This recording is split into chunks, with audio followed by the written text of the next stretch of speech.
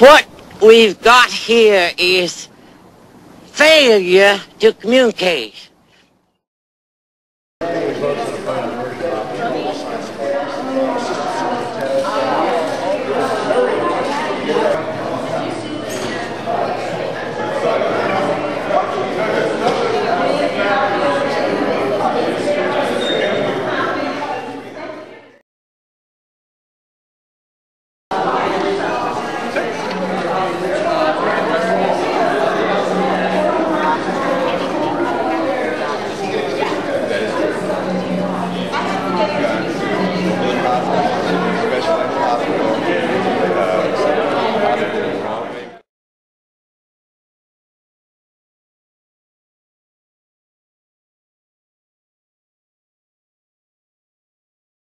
I don't want to hear you speak about that. I respect it. Excuse me. Let's go one at a time. I want to hear the Congressman. I want him to hear each one of us in our turn as we have a concern. I want to know one answer to you. Where's the seat? Right now? Yeah. Oh, is it? I am sure. I am very happy that Israel is providing a little safe haven. All these cowards, all of a sudden they're interested in Israel. Where the hell have they been all this time? Why isn't he on the border and keeping the illegal aliens out of here?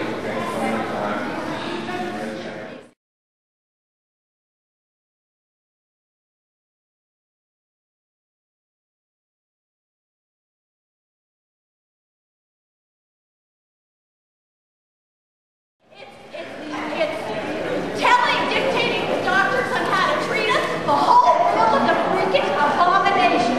It cannot be amended. It would be like putting Band-Aids on a monster with festering wounds. This bill should be thrown out.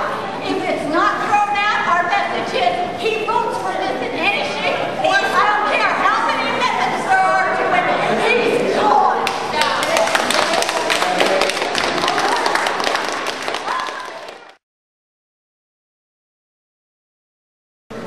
The Congressman is against the so-called public option. The reasons he believes this will cut out the private option will be driven out of business by the government plan. We will thus have a one-payer plan. The Congressman is opposed to that. Any bill containing the so-called public option is a non-starter. He's also extremely concerned and against the price tag of a minimum of $1 trillion and going up from there. That is, if he wrote an editorial to Courier News, he said it's a non-starter. Another point, any health care reform in any way, shape, or form that does not contain tort reform, he is against. And the fact matter, any plan that is passed, the rules of the general populace, us, also must apply to the members of Congress. All right.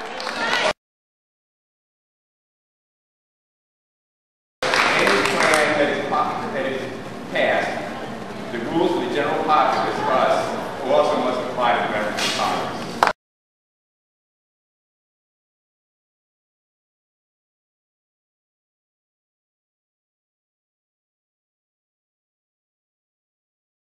It was not written by a member of Congress.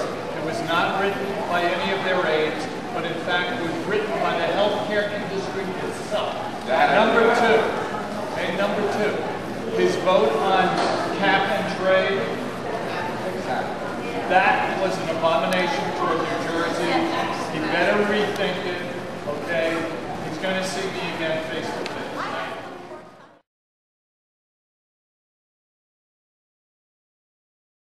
face. Be aware of the New Jersey State Constitution. I'll read one sentence. The people reserve unto themselves the power to recall, after at least 1 year of service, any elected official in this state or representing this state in the United States Congress. That's November.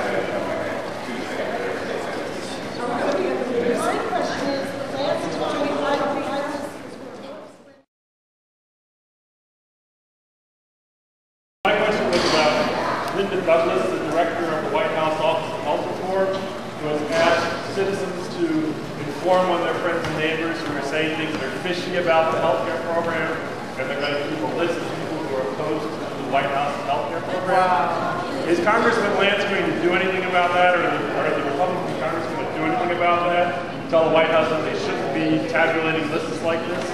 I am not in a position to comment on that. Because I think Congressman Lance wrote things that Linda Douglas would consider fishy, and he's going to wind up on the list himself. And I think the Congressman Lance should take strong action, the Republicans should take strong action, not let this go unchallenged.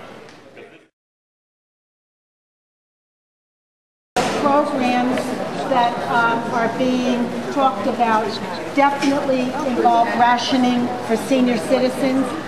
I'm not putting you on the spot to ask you where he stands, but I would like some kind of him to address in some way where he stands on rationing health care for the elderly. The Congressman is against rationing.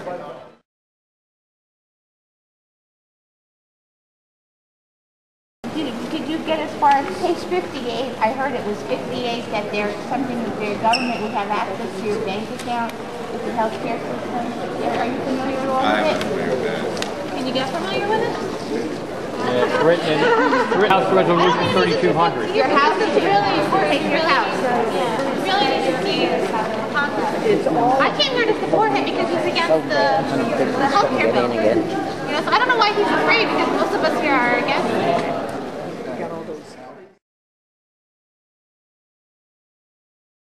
And to not be here in August to talk to his constituents about this is such a poor reflection on him. How can he do this to us? They're taking our rights away, and Lance is off on a junket in Israel. And he voted for capital trade, which really, in my mind, makes him on the fence guy. He can very easily pull the lever for yes, because he says he won't vote for it in its present form. And that's a problem. This is not business as usual. And Lance needs to know that. He can't do business the way something can play it, but he needs to be here to talk to business. No swastikas here. But I just wanted to really let Lance know that I sat in a couple of years.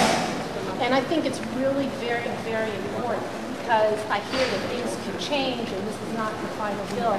But there are pieces in that legislation that I think on for all different reasons, it is Orwellian. It is very, very frightening.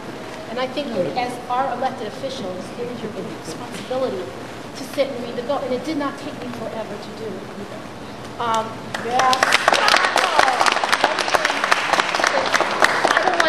I don't live close to here. I drove here. I don't know anybody here. I drove here because I'm very passionate about it. You do now. And You do now. Yeah, your friends of ours. I think that we should have, at least by the time that we leave here, a guarantee that he's going to make himself available before any kind of voting, before any kind of discussion goes on, as soon as he's back from Israel. I cannot give that guarantee in this forum. Can you request it? I can certainly request it, and I'd be happy to do so.